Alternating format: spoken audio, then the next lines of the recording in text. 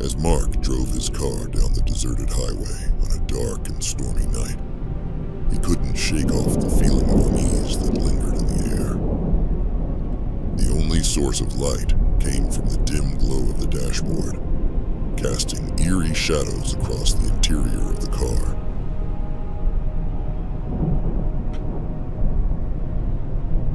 Suddenly, the car radio crackled to life, emitting static that sent shivers down Mark's spine. He reached out to adjust the frequency, but before he could, a voice emerged from the speakers, cold and detached. "Mark," it whispered, its words dripping with malice.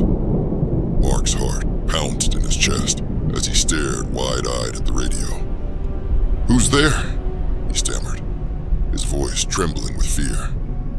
"I am the voice of the forgotten," the radio replied, its tone sending chills down Mark's spine.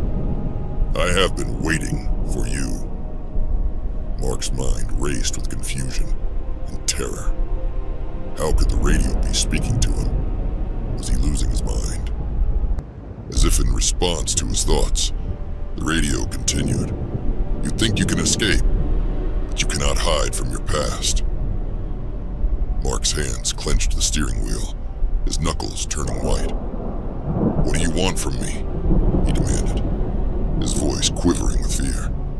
The radio's voice grew louder, filling the car with an oppressive sense of dread. "I want justice," it hissed, "for the sins of the past." Suddenly, the car began to swerve erratically, as if being controlled by some unseen force. Mark fought to regain control, but it was as if the car had a mind of its own. Just when Mark thought he couldn't take it anymore, the radio fell silent. The car came to a stop on the side of the road, the engine sputtering to a halt.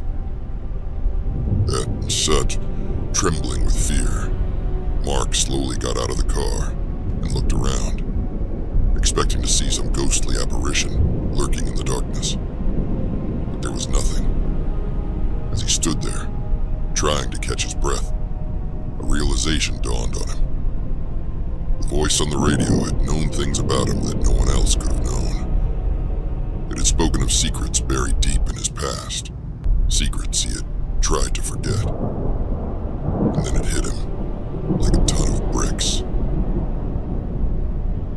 The voice on the radio was not some malevolent spirit or ghostly apparition. It was his own guilt, his own conscience, haunting him in the dead of night. With a shudder, Mark climbed back into his car and drove off into the night, haunted by the knowledge that he could never truly escape his past. The Devil's Broadcast. As Emily drove her car down the desolate highway, a sense of foreboding weighed heavily on her. The radio crackled to life, emitting an otherworldly static that seemed to seep into her very soul. A voice emerged from the speakers, low and guttural, sending shivers down Emily's spine. "Emily," it growled, its words dripping with malice. Emily's hands clenched the steering wheel, her heart racing with fear. Who's there?" she whispered, her voice barely above a whisper. I am the one who walks in darkness," the voice hissed, "the harbinger of your demise." Emily's blood ran cold. She realized that she was not alone in the car. "What do you want from me?" she demanded, her voice trembling with fear. The voice chuckled darkly, sending chills down Emily's spine. "I want your soul," it whispered, "for eternity." Emily's breath caught in her throat as she struggled to comprehend what was happening.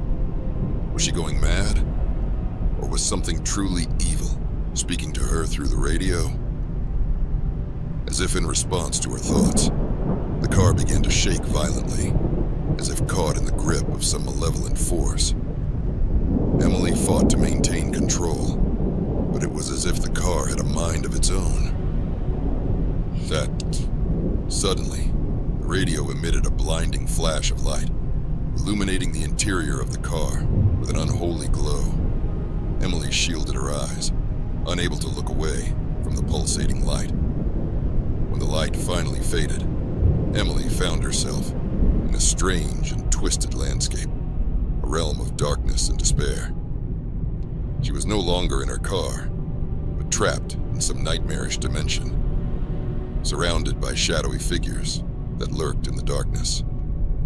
Panic rising in her chest, Emily searched frantically for a way out, but there was no escape. The voices whispered in her ear, promising torment and suffering beyond imagination. Just when Emily thought she could take no more, the landscape shifted, and she found herself back in her car, parked on the side of the road. The radio fell silent, leaving her alone in the darkness. With trembling hands, Emily reached out to turn off the radio, but before she could, a sinister voice spoke one final time. "You can run, Emily," it whispered, "but you cannot hide. Your fate is sealed." With a cry of terror, Emily slammed her hand down on the radio, cutting off the voice once and for all. But deep down, she knew that her encounter with the supernatural was far from over. As the chilling tale draws to a close, I extend my deepest gratitude to you, dear viewer, for braving the shadows with me. Your presence has added an extra layer of spine-tingling suspense to our journey through the unknown.